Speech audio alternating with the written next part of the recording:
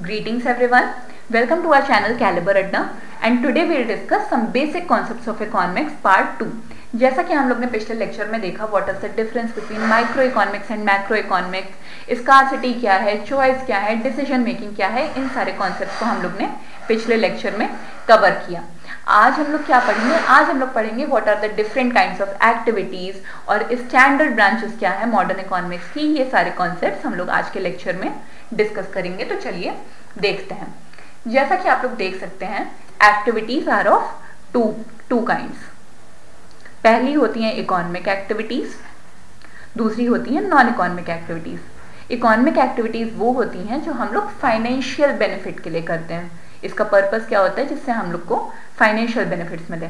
और non economic activities का purpose होता है पर्सनल सेटिस्फैक्शन। ये हम लोग कोई भी फाइनेंशियल बेनिफिट्स के लिए नहीं करते हैं, ये हम लोग करते हैं पर्सनल सेटिस्फैक्शन के लिए। प्लीज राइटिंग को इग्नोर कर दीजिए क्योंकि पेन टैब पे लिखने की आदत नहीं है तो वो ढंग से लिख नहीं पाता है। बट ये हम लोग करते हैं पर्सनल सेटिस्फैक्शन के लिए और वो हम लोग करते हैं। ये इकोनॉमिक एक्टिविटीज का पर्पस होता है मॉनेटरी बेनिफिट या फिर फाइनेंशियल बेनिफिट। तो चलिए डिफरेंस देखते हैं इकोनॉमिक एक्टिविटीज और नॉन इकोनॉमिक एक्टिविटीज से, जिससे हम लोग इसको डिटेल में समझ पाए। एक एक करके हम लोग देखेंगे। Economic activities are those activities which are concern with buying, selling, providing and making of the commodities by the people. Buying मतलब हो गया खरीदना, सेलिंग बेचना, प्रोवाइड करना लोगों को, making in the sense manufacturing या फिर production of the commodities, production of the goods and services. तो ये सारी चीजें आ गई इकोनॉमिक एक्टिविटीज में। अब दीज एक्टिविटीज इंक्लूड मैन्युफैक्चरिंग, जैसा कि मैंने आपको बताया, मैन्युफैक्चरिंग या फिर production, distribution and utilizing products और सर्विसेज। यूटिलाइज कौन करेगा? कंज्यूमर्स यूटिलाइज करेंगे प्रोडक्ट्स और सर्विसेज को। तो ये सारी चीजें आ गई इकोनॉमिक एक्टिविटीज में। अब जैसा कि मैंने बताया था, इकोनॉमिक एक्टिविटीज में इन्वॉल्व होते हैं मॉनेटरी ट्रांजैक्शन। किसी भी चीज को खरीदने या बेचने के लिए monetary transaction, money works as the medium of exchange. तो मॉनेटरी ट्रांजैक्शन जो चीजें इन्वॉल्व करती हैं वो होती हैं, जो एक्टिविटीज इन्वॉल्व करती हैं वो हो गई इकोनॉमिक एक्टिविटीज। अब what are the 3 major types of economic activities? These are business, profession and employment. Business में आ गया manufacturing and like production and exchange of goods and services. Profession क्या होता है? प्रोफेशन वो इकोनॉमिक जो वो पर्सनल सर्विसेज होती हैं जो कि स्पेशलाइज्ड स्किल्स से रिलेटेड होती हैं। अब स्पेशलाइज्ड स्किल्स कैसे आती हैं? ऑब्वियसली नॉलेज, एजुकेशन, ट्रेनिंग से। तो अब प्रोफेशन के एग्जाम्पल क्या हो गए? मेडिकल प्रोफेशन हो गया, लीगल प्रोफेशन हो गया, जिसके लिए हम लोग को स्पेशलाइज्ड स्किल्स चाहिए हो। वो स्पेशलाइज्ड स्किल्स कहाँ से आएंगी? एजुकेशन से, ट्रेनिंग से, नॉलेज से। और एम्प्लॉयमेंट क्या होता है? एम्प्लॉयमेंट वो पर्सनल सर्विसेज होती हैं जो कि हम लोग देते हैं किसी एग्रीमेंट के अंडर। अब एग्रीमेंट किस तरह का होता है कि ये अगर ये सर्विस हम लोग रेंडर कर रहे हैं, इसके लिए हम लोग को डेली वेज इतनी मिलेंगी या फिर मंथली सैलरी इतनी मिलेगी, और इसके हम लोग को अलग बेनिफिट्स जैसे कि ये मैटरनल बेनिफिट्स क्या हो गए, इस तरह की चीज़ें कि मिनिमम वेजेस एक्ट जैसे इस तरह की बेनिफिट्स जो हो गई वो आती हैं एम्प्लॉयमेंट में। अब एम्प्लॉयमेंट प्राइवेट सेक्टर में भी होता है, पब्लिक सेक्टर में भी होता है, गवर्नमेंट जॉब्स भी होती हैं और प्राइवेट जॉब भी होती हैं। तो ये सारी चीज़ें आ गई इकोनॉमिक एक्टिविटीज़ में। इकोनॉमिक एक्टिविटीज़ का प्राइमरी पर्पस होता है to produce utility for individuals. And what is utility?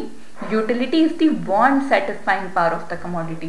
Utility is the want satisfying power of the commodity. किसी भी कमोडिटी की वो पावर जो ह्यूमन नीड्स को, ह्यूमन वांट्स को सेटिस्फाई कर सके, वो हो गया want satisfying power of the commodity.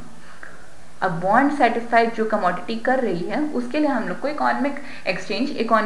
Monetary transactions करने ही पड़ेंगे। यहाँ पे प्लीज थोड़ा राइटिंग को इग्नोर कर दीजिए क्योंकि जैसा कि मैंने बताया कि लिखने की आदत नहीं है पेन टैब पे। Want satisfied power of the commodity. तो ये सारी हो गई इकोनॉमिक एक्टिविटीज। अब नॉन इकोनॉमिक एक्टिविटीज क्या है? Non economic activities are those activities which are concerned with rendering services to others without any financial gain. जो सर्विसेज हम लोग विदाउट एनी फाइनेंशियल गेन के पर्पज से वो रेंडर करते हैं उनको कहते हैं नॉन इकोनॉमिक एक्टिविटीज। ये हम लोग किस लिए करते हैं? ये हम लोग करते हैं पर्सनल कंटेंट या फिर इनर सेटिस्फैक्शन के लिए, खुद की खुशी के लिए हम लोग ये एक्टिविटीज करते हैं। अब इनके एग्जाम्पल क्या हो गए? नॉन इकोनॉमिक एक्टिविटीज के क्या एग्जाम्पल हो गया? लेजर एक्टिविटीज जो कि हम लोग अपने फ्री टाइम में करते हैं, जैसे कि वीकेंड्स पे हम लोग अगर कोई बाइसिकल राइड कर रहे हैं या फिर जिसकी जो भी हॉबीज है, हम लोग स्केटिंग कर रहे हैं, हम लोग हॉबीज जो अपनी परस्यू कर रहे हैं, हम लोग फैमिली एक्टिविटीज में इंगेज कर रहे हैं, घर के काम कर रहे हैं, कल्चरल और रिलीजियस एक्टिविटीज में हम लोग इंगेज करें, ये हम लोग किसी इकोनॉमिक बेनिफिट के पर्पज से नहीं करते हैं। सोशल वेलफेयर एक्टिविटीज ये हम लोग खुद की खुशी के लिए करते हैं, इसका कोई भी मतलब हम लोग का ये फाइनेंशियल बेनिफिट से लेना देना नहीं होता है। तो ये बेसिक डिफरेंस हो गया इकोनॉमिक एक्टिविटीज और नॉन इकोनॉमिक एक्टिविटीज। इनका सबसे बेसिक डिफरेंस होता है ये हम लोग करते हैं फाइनेंशियल बेनिफिट के पर्पज से, और नॉन इकोनॉमिक एक्टिविटीज में हम लोग अपना मतलब नॉन इकोनॉमिक एक्टिविटीज हम लोग परस्यू करते हैं पर्सनल कंटेंट या फिर इनर सेटिस्फैक्शन के लिए।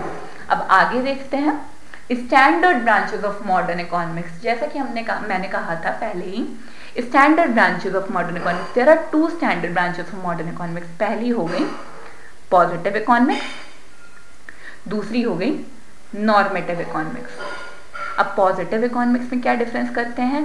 What is, what was, what will be, क्या है, क्या था, क्या होगा। नॉर्मेटिव इकोनॉमिक्स फोकस करती है what ought to be, what should happen, what should have happened.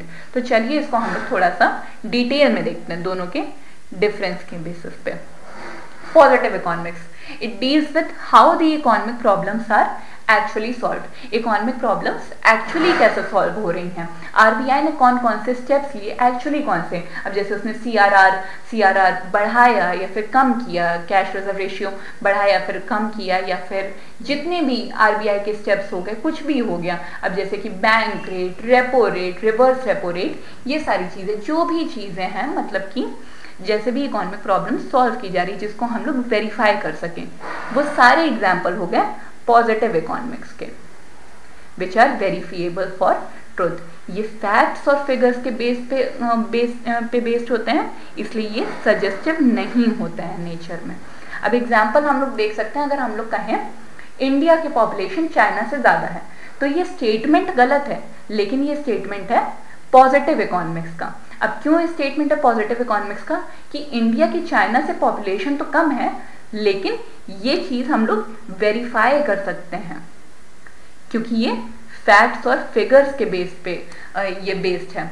इसके लिए हम लोग के पास डेटा अवेलेबल है। हम लोग को ये जितने भी स्टैट्स होते हैं, जितनी भी स्टैटिस्टिक्स होती हैं, वो सारी चीजें दिखाती हैं कि चाइना की पॉपुलेशन अभी भी इंडिया से ज्यादा है। तो ये स्टेटमेंट तो गलत है, लेकिन ये स्टेटमेंट है पॉजिटिव इकोनॉमिक्स का, क्योंकि हम लोग इसको वेरीफाई कर सकते हैं। It is verifiable for truth.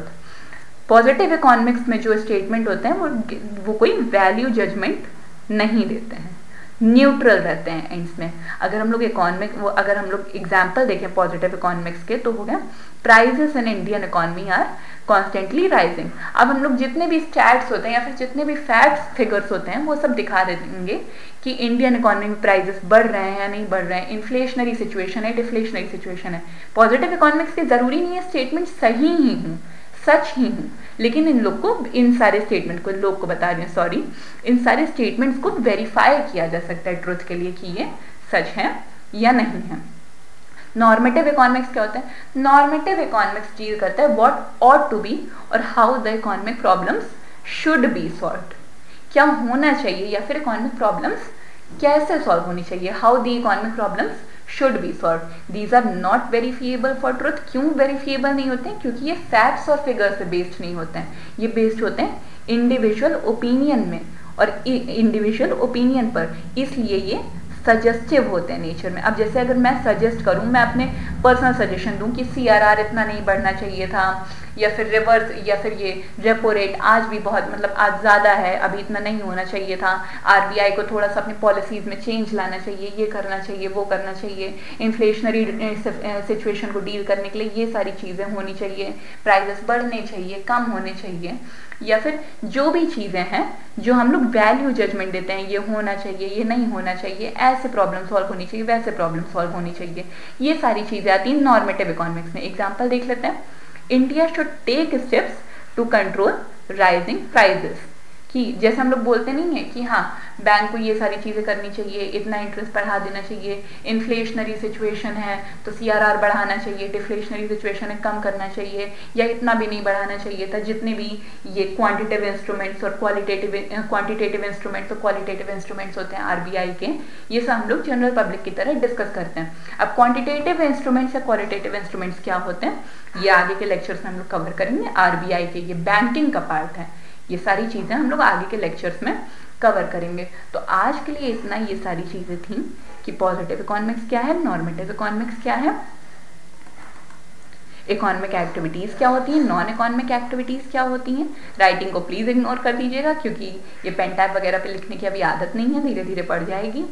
और तो आज के साथ with this we come to the end of the lecture. We come to the end of the lecture. So thank you everyone, and we'll meet in the next video. Till then, keep practicing, keep revising, keep watching your favorite Caliber Adda. Thank you. Bye bye. See you in the next video.